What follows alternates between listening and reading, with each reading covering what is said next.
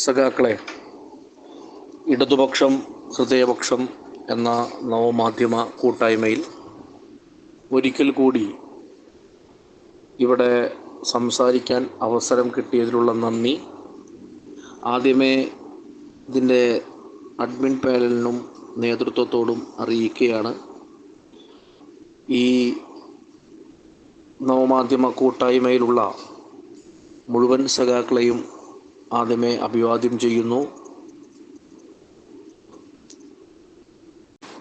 ഇന്ന് നവംബർ 3 നമ്മളെല്ലാവരെയും സംബന്ധിച്ച് ഏറ്റവും അഭിമാനകരവും ആഹ്ലാദകരവുമായ ഒരു ദിവസമാണ് ഇന്ന് നവംബർ 3. ഇതുപോലൊരു നവംബർ 3-നെ 44 വർഷങ്ങൾക്കപ്പുറം വടക്കൻ പഞ്ചാബിലെ ലുധിയാനയിൽ വെച്ച് ഇന്ത്യൻ സ്വാതന്ത്ര്യ സമര ചരിത്രത്തിൻ്റെ രക്തരൂക്ഷിതമായ ഓർമ്മകളുള്ള, ഇന്ത്യയെക്കൊണ്ട് ഇൻകുലാബ് വിളിപ്പിച്ച, വസന്തത്തിൻ്റെ ഇടിമുഴക്കം തീർത്ത വിപ്ലവകാരികളായ സഖാവ് ഭഗത് സിംഗിൻ്റെ ജന്മനാട്ടിൽ ഇന്ത്യയിലെ കരുത്തുറ്റ യുവജന പ്രസ്ഥാനം പിറവിയെടുത്ത ദിവസമാണ് ഇന്ന് നവംബർ 3. രാജ്യത്ത് മുഴുവൻ പ്രതിലോമ ശക്തികളെയും ആയുധങ്ങളെയും അച്ചടിയന്ത്രങ്ങളെയും തോൽപ്പിച്ച 44 വർഷം ഇവിടെ കടന്നുപോയിരിക്കുകയാണ്. നിലവിൽ രാജ്യത്ത് അംഗത്വ കണക്കുകൾ പ്രകാരം ഇന്ത്യയിലെ ഏറ്റവും വലിയ യുവജന സംഘടനയാണ് DYFI. ഇടതു രാഷ്ട്രീയവുമായി ബന്ധം പുലർത്തുകയും അതേസമയം സ്വതന്ത്ര യുവജന സംഘടനയായി പ്രവർത്തിക്കുകയും ചെയ്യുന്ന DYFI ഒക്ടോബർ മാസം 31 മുതൽ നവംബർ 3 വരെ 1980-കളിൽ പഞ്ചാബിലെ ലുധിയാനയിലെ ഷഹീദ് കർത്താർ സിംഗ് ശരബ് ഗ്രാമത്തിൽ നടന്ന സമ്മേളനത്തിൽ വെച്ചാണ് DYFI എന്ന യുവജന പ്രസ്ഥാനം രൂപീകൃതമായത്. നമുക്കറിയാം, രാജ്യത്ത് ഖലിസ്ഥാൻ തീവ്രവാദികളുടെ വിഘടനവാദ മുദ്രാവാക്യങ്ങൾക്കെതിരായി രാജ്യത്താകെ യുവജനങ്ങൾ പൊരുതിക്കൊണ്ടിരിക്കുന്നൊരു ഘട്ടത്തിലാണ് സമ്മേളനം അവിടെ ചേർന്നിരുന്നത്. സമ്മേളനത്തിൻ്റെ തയ്യാറെടുപ്പിനിടയിൽ തന്നെ സഖാവ് അരൂർ സിംഗിൽ എന്ന് പറയുന്ന ഒരു ചെറുപ്പക്കാരൻ വധിക്കപ്പെടുകയും ചെയ്തു. അങ്ങനെ പ്രതികൂലമായ സാഹചര്യങ്ങളെല്ലാം അതിജീവിച്ചുകൊണ്ടാണ് DYFIയുടെ ആദ്യ സമ്മേളനം പഞ്ചാബിൻ്റെ മണ്ണിൽ തന്നെ ആതിഥേയത്വം വഹിച്ചത്. അപ്പോൾ ഈ യുവജന പ്രസ്ഥാനം മുട്ടിലിഴയുന്ന പ്രായത്തിൽ തന്നെ രക്തസാക്ഷിത്വത്തിൻ്റെ കനൽവേറിയ ഓർമ്മകളുമായിട്ടാണ് ഈ യുവജന പ്രസ്ഥാനം യാത്ര ആരംഭിച്ചത്. എൻ്റെ ഓർമ്മകളിൽ ശരിയാണെങ്കിൽ 1968-ലാണ് കോഴിക്കോടിലെ ടൗൺ ഹാളിൽ വെച്ച് KSYF എന്ന് പറയുന്ന സംഘടന കേരളത്തിൽ സംസ്ഥാന കൺവെൻഷൻ നടത്തി അതിൻ്റെ പ്രവർത്തനം ആരംഭിച്ചത്.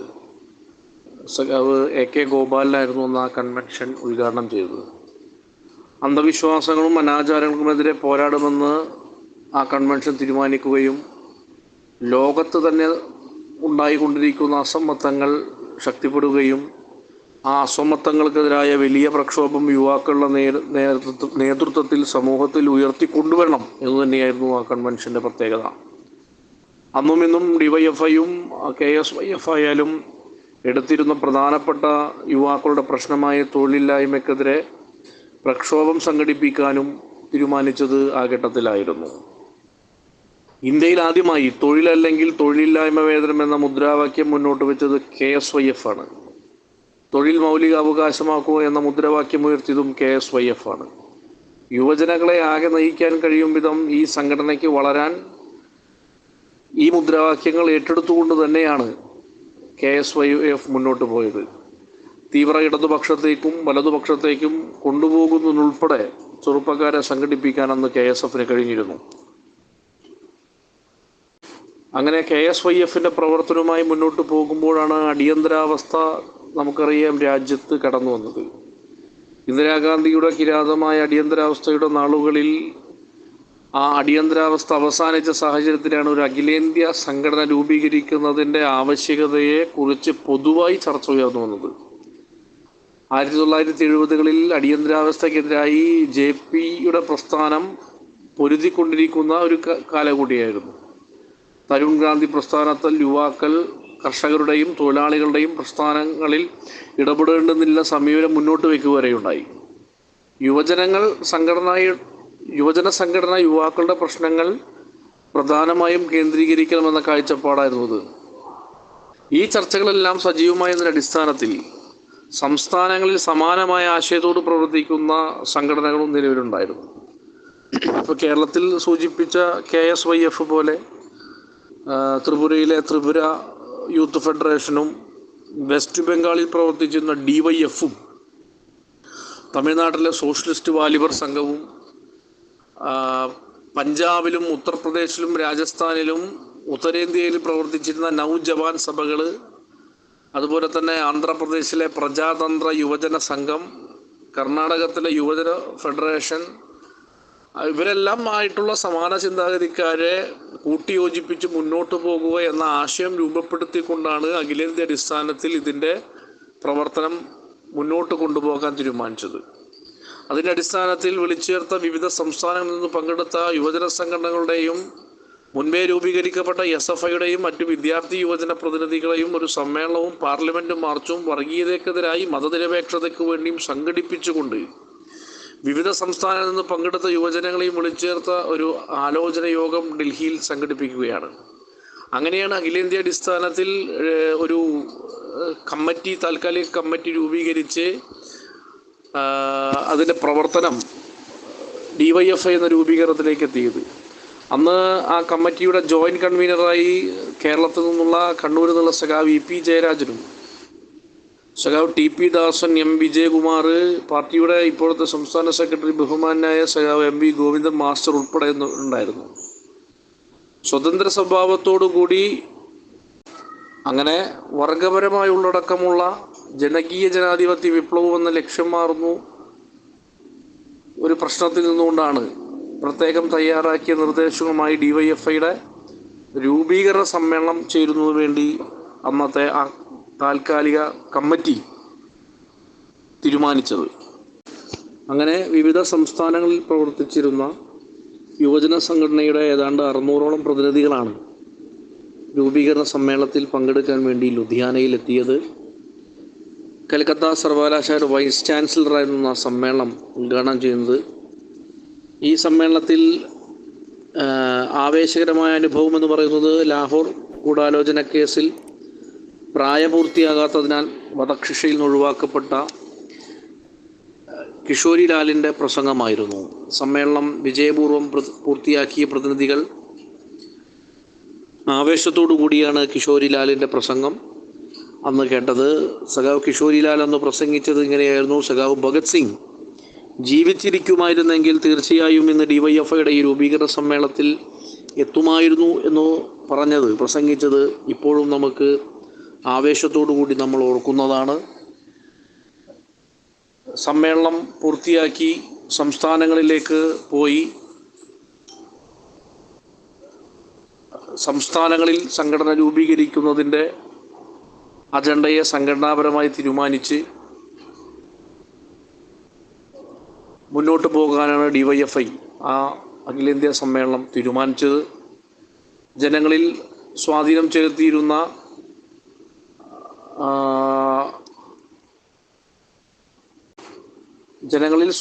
ചെലുത്തിയിരുന്ന അന്ധവിശ്വാസങ്ങൾക്കെതിരായും അനാചാരങ്ങൾക്കെതിരായും വലിയ ഇടപെടൽ നടത്താൻ വേണ്ടി കൂടിയാണ് DYFI എണ്ണയിട്ട യന്ത്രം പോലെ മുഴുവൻ സ്ഥലങ്ങളിലും എല്ലാ കുപ്രചരണങ്ങളെയും വകഞ്ഞു മാറ്റിക്കൊണ്ട് എണ്ണയിട്ട യന്ത്രം പോലെ സ്വാധീനമുണ്ടായിരുന്ന മുഴുവൻ സംസ്ഥാനങ്ങളും DYFI സംസ്ഥാനത്ത് രൂപീകരിക്കപ്പെടുകയാണ്.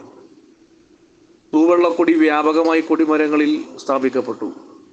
DYFIയുടെ പരിപാടി അംഗീകരിക്കാൻ തയ്യാറായിട്ടുള്ള 15 വയസ്സിനും 40 വയസ്സിനും ഇടയിലുള്ള യുവതികൾക്ക് അംഗങ്ങളാവാമെന്ന് വിശദീകരിക്കപ്പെട്ടു.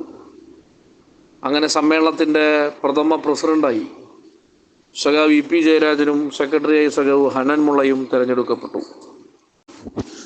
തൊഴിലില്ലായ്മയ്ക്കെതിരെ വലിയ പ്രക്ഷോഭം സംഘടിപ്പിച്ചുകൊണ്ടായിരുന്നു കേരള സംസ്ഥാന കമ്മിറ്റി മുന്നോട്ട് കൊണ്ടുവന്നത്. എല്ലാവർക്കും വിദ്യാഭ്യാസവും എല്ലാവർക്കും തൊഴിലുമെന്ന മുദ്രാവാക്യമുയർത്തി 84 സംഘടിപ്പിച്ച ക്യാമ്പയിനായിരുന്നു DYFI. സംസ്ഥാനത്തിൻ്റെ വിവിധ ഭാഗങ്ങളിൽ നിന്നുള്ള യുവതി യുവാക്കളുടെ ഒപ്പുകൾ ശേഖരിച്ചുകൊണ്ട് കാളവണ്ടിയിൽ നിന്ന് രാജ്ഭവനിലേക്ക് നടത്തിയ ഏറ്റവും ശ്രദ്ധേയമായ മാർച്ച്. ഏതാണ്ട് 25 ലക്ഷത്തോളം വരുന്ന ഒപ്പുകളാണ് സംഘടന കേരളത്തിൽ നിന്നായി ശേഖരിച്ചത്. തൊഴിലില്ലായ്മ വിരുദ്ധ ദിനമായി ആചരിക്കുകയും യൂണിറ്റുകളിലും അതുപോലെ തന്നെ വില്ലേജ് കമ്മിറ്റികളിലും സമര വളണ്ടിയർമാർ ഈ മുദ്രാവാക്യം ഉയർത്തിപ്പിടിച്ചുകൊണ്ട് യൂണിറ്റുകളിൽ നിന്ന് കാൽനടയായി ജില്ലാ കേന്ദ്രങ്ങളിലേക്കും തുടർന്ന് രാജ്ഭവനിലേക്കും നടത്തിയ സമരം കേരളത്തിൻ്റെ സമര ചരിത്രത്തിൽ ഐതിഹാസികമായ ഏടാണ് രചിച്ചത്. അതുപോലെ തന്നെയാണ് മനുഷ്യ ശൃംഖല DYFIയുടെ നേതൃത്വത്തിൽ സംഘടിപ്പിച്ചത്. തൊഴിലില്ലായ്മയ്ക്കെതിരെയും കേന്ദ്ര അവഗണനയ്ക്കുമെതിരെ 1999 അതുപോലെ തന്നെ 1987 ഐതിഹാസികമായ മനുഷ്യച്ചങ്ങലയും ലോകത്ത് തന്നെ ഇങ്ങനൊരു സമരമാർഗമുണ്ട് എന്ന് ലോകത്തിലെ തന്നെ പരിചയപ്പെടുത്തിയ യുവജന പ്രസ്ഥാനമാണ് DYFI. അങ്ങനെ എണ്ണിയാലൊടുങ്ങാത്ത സമരങ്ങൾ കേരളീയ സമൂഹത്തിനും രാജ്യത്തിനും മുമ്പാകെ അവതരിപ്പിക്കപ്പെട്ടൊരു യുവജന പ്രസ്ഥാനമാണ് DYFIയുടേത്. ഇനിയും പറയാനേറെയുണ്ട്. ചെറുതും വലുതുമായിട്ടുള്ള പ്രക്ഷോഭങ്ങൾ രാജ്യത്തിൻ്റെ തെരുവോരങ്ങളിൽ ഐതിഹാസികമായി യുവജന പ്രസ്ഥാനത്തിൻ്റെ നേതൃത്വം നടത്തിയത് നമുക്കിന്നും ഓർമ്മയിൽ ഒളിമങ്ങാതെ നിൽക്കുകയാണ്. കൂത്തുപറമ്പിൽ നടന്നിട്ടുള്ള സമരം, വിദ്യാഭ്യാസ മേഖലയിൽ നടന്ന കച്ചവടവൽക്കരണത്തിനെതിരായിട്ടുള്ള സമരം, ഇതെല്ലാം നമ്മുടെ മുമ്പിൽ നിൽക്കുകയാണ്. ആ പ്രസ്ഥാനത്തിൻ്റെ ഐതിഹാസികമായ സമര പ്രക്ഷോഭ പോരാട്ടങ്ങൾക്കിടയിൽ എത്രയോ സഖാക്കളെയാണ് നമുക്ക് നഷ്ടപ്പെടേണ്ടി വന്നത്. നമുക്ക് എണ്ണിയാലൊടുങ്ങാത്ത രക്തസാക്ഷികൾ ഈ യുവജന പ്രസ്ഥാനത്തിനുണ്ട്.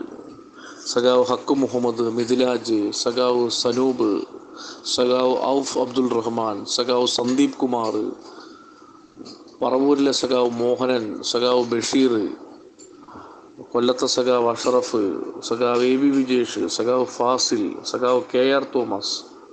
അങ്ങനെ നമ്മുടെ കേരളത്തിൻ്റെ തെക്കു മുതൽ വടക്കു വരെ നീണ്ടു നിൽക്കുന്ന യാത്രകളിൽ ആകാശം മുട്ടെ പാറിപ്പറക്കുന്ന DYFIയുടെ നന്മയുടെ 4 അക്ഷരത്തിൻ്റെ തൂവള്ളക്കൊടിയോടൊപ്പം നമ്മോടൊപ്പം ജീവിക്കേണ്ടി വരുന്നവർ ഈ പ്രസ്ഥാനത്തിൻ്റെ ഭാഗമായതുകൊണ്ട് മാത്രം വർഗീയ വലതുപക്ഷം അരിഞ്ഞു വീഴ്ത്തിയ ധീരരായിട്ടുള്ള രക്തസാക്ഷികളുടെ ചരിത്രവും ഓർമ്മയും കൂടിയാണ് ഈ പ്രസ്ഥാനം. രാജ്യത്ത് ഇന്ന് DYFI 44ാമത് സ്ഥാപക ദിനത്തിൻ്റെ വാർഷികം ആഘോഷിക്കുന്ന ഈ സമയം നമ്മളെ സംബന്ധിച്ച് രാജ്യത്തിൻ്റെ പൊതുസ്ഥിതിയിൽ ആശാവഹമായിട്ടുള്ള കാര്യങ്ങളെല്ലാം നടന്നു പോയിക്കൊണ്ടിരിക്കുന്നത്. DYFI മുന്നോട്ട് വെച്ച ഏറ്റവും വിശാലമായ ഒരു ആശയമാണ് മതനിരപേക്ഷതയും അതുപോലെ തന്നെ സാമ്രാജ്യത്വ വിരുദ്ധ നിലപാടും. മതനിരപേക്ഷതയും സാമ്രാജ്യത്വ വിരുദ്ധ നിലപാടും നമ്മുടെ രാജ്യത്ത് നമ്മൾ കൈക്കൊണ്ടില്ലെങ്കിൽ, മതനിരപേക്ഷതയെ മുറുകെ പിടിച്ചില്ലെങ്കിൽ, സാമ്രാജ്യത്വ ശക്തികളെ നമ്മുടെ നാട്ടിൽ നിന്നും അകറ്റി നിർത്തിയില്ലെങ്കിൽ ഈ രാജ്യം കൊള്ളയടിക്കപ്പെടും എന്നുള്ള കാര്യത്തിൽ തർക്കമില്ല എന്ന DYFI മുന്നോട്ട് വെച്ച ആശയം സത്യമാകുന്ന തരത്തിലാണ് രാജ്യം പോയിക്കൊണ്ടിരിക്കുന്നത്. ഇന്ത്യയെ ഒരു മതനിരപേക്ഷ രാജ്യത്തെ ഹിന്ദു രാഷ്ട്രമാക്കാൻ വേണ്ടി വളരെ ഇതാന്തമായി ഇവിടുത്തെ സംഘപരിവാർ രാജ്യം ഭരിക്കുന്ന ശക്തികൾ ശ്രമിച്ചു കൊണ്ടിരിക്കുകയാണ്. ഈ രാജ്യം ലോകസമസ്ത സുഖിനോ ഭവന്തു എന്ന് പറയുന്ന ഏറ്റവും മഹത്തായ ആശയം ഉൾക്കൊള്ളുന്ന, ലോകത്തിലെ എല്ലാ ചരാചരങ്ങളെയും മനുഷ്യജീവജാലങ്ങളെയും ഒരേപോലെ കാണാൻ പഠിപ്പിക്കുന്ന ഏറ്റവും നല്ല ഒരു മതത്തിൻ്റെ പേര് പറഞ്ഞുകൊണ്ട് ആ മതത്തെ രാഷ്ട്രീയത്തിൽ ഇടപെടുത്തിക്കൊണ്ട് ആ രാഷ്ട്രീയത്തിൽ വർഗീയതയെ ഒരു മൂലധനമായി ഉപയോഗപ്പെടുത്തിക്കൊണ്ട് രാജ്യത്തിൻ്റെ അധികാരത്തിലിരിക്കുന്ന RSSും സംഘപരിവാറും BJPയും ഈ രാജ്യം വർഗീയതയെ മുന്നിൽ നിർത്തിക്കൊണ്ട് കോർപ്പറേറ്റുകൾക്ക് കൊള്ളയടിക്കാൻ വേണ്ടി നീക്കിവെച്ചിരിക്കുന്ന വർത്തമാനമാണ് ഈ കാലഘട്ടത്തിലൂടെയാണ് നമ്മൾ കടന്നുപോയിക്കൊണ്ടിരിക്കുന്നത്. കാരണം നമുക്കറിയാം, ഇപ്പം മൂന്നാമതും ഒരു നരേന്ദ്രമോദി ഗവൺമെൻറ് രാജ്യത്ത് അധികാരത്തിൽ വന്നിരിക്കുകയാണ്. മൂന്നാം നരേന്ദ്രമോദി ഗവൺമെൻറ്റിന് കഴിഞ്ഞ 2 ഗവൺമെൻറ് അത്ര അംഗബലം കൊണ്ട് ശക്തിയില്ലെങ്കിലും അത്രയുകൊണ്ട് ആശാവഹമല്ലാത്ത ജനാധിപത്യ വിരുദ്ധമായ ഫെഡറൽ തത്വങ്ങൾ ഉൾപ്പെടെ അട്ടിമറിക്കാനുള്ള ശ്രമങ്ങൾ ഞങ്ങൾ ഇനിയും തുടരും എന്നാണ് കേന്ദ്ര ഗവൺമെൻറ് നമ്മോട് പറഞ്ഞുകൊണ്ടിരിക്കുന്നത്. തീർച്ചയായും ജനങ്ങൾ വെല്ലുവിളിക്കുകയാണ്. രാജ്യത്തിൻ്റെ മതനിരപേക്ഷ ചേരിയെ വെല്ലുവിളിച്ചു കൊണ്ടിരിക്കുകയാണ്. രാജ്യത്തെ ജനങ്ങളുടെ പട്ടിണിയും ദാരിദ്ര്യവും ദുരിതവും തൊഴിലില്ലായ്മയും എല്ലാം പരിഹരിക്കുന്നതിനപ്പുറത്ത് ഇവയെല്ലാം ഒരു മതകേന്ദ്രീകൃത സ്ഥാപനങ്ങളിലേക്ക്, അടയാളങ്ങളിലേക്ക് കൊണ്ടുവരാൻ വേണ്ടി ശ്രമിച്ചുകൊണ്ടിരിക്കുകയാണ്. ഒരു ബ്രാഹ്മണിക്കൽ ഇന്ത്യയെ സൃഷ്ടിച്ചെടുക്കാൻ വേണ്ടി അവർ അധികാര സ്ഥാനങ്ങളിലും ആ അധികാര സ്ഥാനങ്ങളിൽ ഇരിക്കുന്നവർ പണം കൈകാര്യം ചെയ്യുകയും സമ്പത്ത് കൈകാര്യം ചെയ്യും. സാധാരണ കൃഷിക്കാർ, അതുപോലെ തന്നെ തൊഴിലാളികൾ, മറ്റ് സമൂഹത്തിൽ സംഘടിതരും അസംഘടിതരുമായ മേഖലയിൽ തൊഴിലെടുക്കുന്ന മുഴുവൻ ആളുകളെയും ചൂഷണം ചെയ്തുകൊണ്ട് ഈ രാജ്യത്തെ എങ്ങനെ കൊള്ളയടിച്ച് സ്വന്തം കീശ വീർപ്പിക്കാം എന്നാലോചിക്കുന്ന കോർപ്പറേറ്റ് മൂലധന ശക്തികൾക്ക് കരുത്തു പകരുന്ന സമീപനമാണ് രാജ്യത്ത് നടന്നുകൊണ്ടിരിക്കുന്ന കാര്യത്തിൽ തർക്കമില്ല. തീർച്ചയായും ആ വർഗീയതക്കെതിരായി, നവ കോർപ്പറേറ്റ് മൂലധനങ്ങൾക്കെതിരായി വലിയ പ്രക്ഷോഭം രാജ്യത്ത് ഉയർന്നു വരേണ്ടതുണ്ട്. കാരണം കോർപ്പറേറ്റ് വൽക്കരണവും കരാറുവൽക്കരണവും രാജ്യത്തെ ഏറ്റവും അധികം ബാധിച്ചിരിക്കുന്നത് ചെറുപ്പക്കാരെയാണ്. കരാറുവൽക്കരണം ഏറ്റവും അധികം നമ്മുടെ രാജ്യത്തുള്ള പൊതുമേഖലാ സ്ഥാപനങ്ങളെ വിറ്റുതുലയ്ക്കാൻ കാരണമായിരിക്കുന്നു.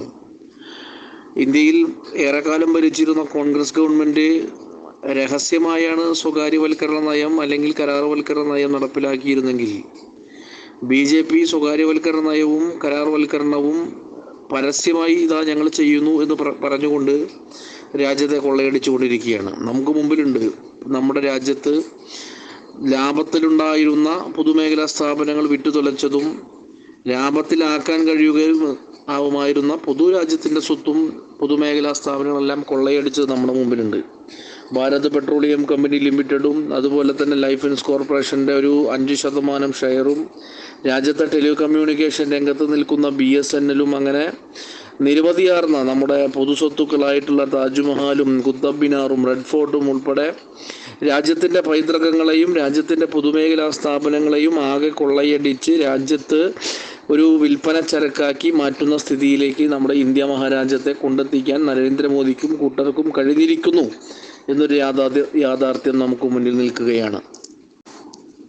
അത്രമേൽ അപകടകരമായൊരു സാഹചര്യം നമ്മുടെ രാജ്യത്തെ ജനങ്ങളെ ബാധിക്കുമ്പോൾ തീർച്ചയായും DYFIയുടെ സ്ഥാപക ദിനം ഒരു പ്രക്ഷോഭത്തിനു വേണ്ടി കൂടി തുടക്കമാകട്ടെ. തീർച്ചയായും രാജ്യത്ത് കോർപ്പറേറ്റ് വൽക്കരണത്തിനെതിരായി, വർഗീയതയ്ക്കെതിരായി, തൊഴിലില്ലായ്മയ്ക്കെതിരായി, വിദ്യാഭ്യാസ മേഖലയിൽ നടത്തിക്കൊണ്ടിരിക്കുന്ന കാവ്യവൽക്കരണവും അതുപോലെ തന്നെ കച്ചവട സമീപനത്തിനുമെതിരായി ഉൾപ്പെടെ DYFI മഹത്തായ പ്രക്ഷോഭത്തിന് നേതൃത്വം കൊടുക്കേണ്ട ഒരു കാലഘട്ടം കൂടിയാണെന്ന് നമ്മളെ ഈ സ്ഥാപക ദിനം ഓർമ്മിക്കുകയാണ്. തീർച്ചയായും DYFI നാടിൻ്റെ മുദ്രാവാക്യങ്ങളെ ഏറ്റെടുത്തുകൊണ്ടിരിക്കുകയാണ്. DYFI ഏറ്റവും അഭിമാനിക്കാൻ വേണ്ടി കഴിയുന്ന, ഈ നാടിനോട് വിളിച്ചു പറയാൻ കഴിയുന്ന ഏറ്റവും സന്നദ്ധ സേവന പ്രവർത്തനങ്ങൾ കൂടി ഇടപെട്ടുകൊണ്ടിരിക്കുന്ന ഒരു കാലഘട്ടമാണ്. എൻഡോസൾഫാൻ ദുരിതബാധിതർക്ക് സുപ്രീം കോടതിയിൽ പോയി നീതി നേടിക്കൊടുത്ത DYFI കേരളത്തിൽ ഇന്ന് രക്തദാനത്തിൽ സംസ്ഥാന സർക്കാരിൻ്റെ അവാർഡ് വാങ്ങിക്കൊണ്ടിരിക്കുന്ന DYFI കേരളത്തിൻ്റെ എല്ലാ സർക്കാർ ആശുപത്രികളിലും ജീവിതത്തിൽ ഇന്നേ വരെ കണ്ടിട്ടില്ലാത്ത മനുഷ്യർക്ക് ഭക്ഷണമേകുന്ന DYFI അങ്ങനെ നാടിൽ ബുദ്ധിമുട്ടനുഭവിക്കുന്നവർക്ക് താങ്ങും തണലുമായി DYFI മാറുന്ന കാഴ്ച നാം കാണുന്നതാണ്. കോവിഡ് കാലത്തിൽ, പ്രളയ കാലഘട്ടത്തിൽ, നിപയുടെ സമയത്ത്, ഓഖി ദുരന്തം ആഞ്ഞടിച്ച സമയത്ത് ഈ നാടിൻ്റെ കാവൽ വിളക്കായി, വിളക്കുമാടങ്ങളായി ഈ നാട്ടിൽ അനുഭവിക്കുന്ന മനുഷ്യരെ സഹായിക്കാൻ ഈ നന്മയുടെ 4 അക്ഷരമായ DYFI ഉണ്ടായിരുന്നു എന്നത് ഏറ്റവും അഭിമാനകരമായി സഖാക്കളെ ഈ DYFIയുടെ സ്ഥാപക ദിനത്തിൽ ഓർത്തെടുക്കുകയാണ്.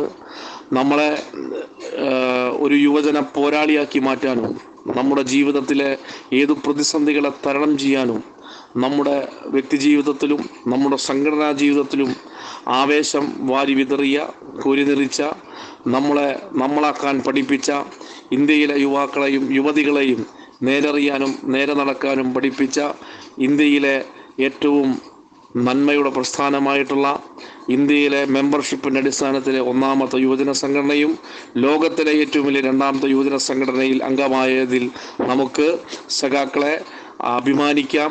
തീർച്ചയായും ഈ സ്ഥാപക ദിനത്തിൽ ഇനി അവിടെ നിന്നിങ്ങോട്ടുള്ള ഉജ്ജ്വലമായ പ്രക്ഷോഭങ്ങൾക്ക് നമുക്ക് സമൂഹത്തിലെ വിവിധ ജാതിമതവർഗ കക്ഷി രാഷ്ട്രീയത്തിനെതിരുമായി ഇവിടുത്തെ ജനങ്ങളെ അണിനിരത്താനുള്ള പോരാട്ടത്തിൽ നമുക്കും വീണ്ടും ഇനി കണ്ണികളാകാം എന്ന് മാത്രം പറഞ്ഞുകൊണ്ട് DYFIയുടെ സ്ഥാപക ദിനത്തിൽ ഇടതുപക്ഷം ഹൃദയപക്ഷം നവമാധ്യമ കൂട്ടായ്മ സംഘടിപ്പിച്ച ഈ പ്രഭാഷണ പരിപാടി ഔപചാരികമായി ഇതിൽ പങ്കെടുത്ത എല്ലാ സഖാക്കളെയും അഭിവാദ്യം ചെയ്യുന്നു. ഞാൻ എൻ്റെ സംസാരം അവസാനിപ്പിക്കുന്നു. സഖാക്കളെ, ഇൻകുലാബ് സിന്ദാബാദ്, DYFI സിന്ദാബാദ്, രക്തസാക്ഷികൾ സിന്ദാബാദ്.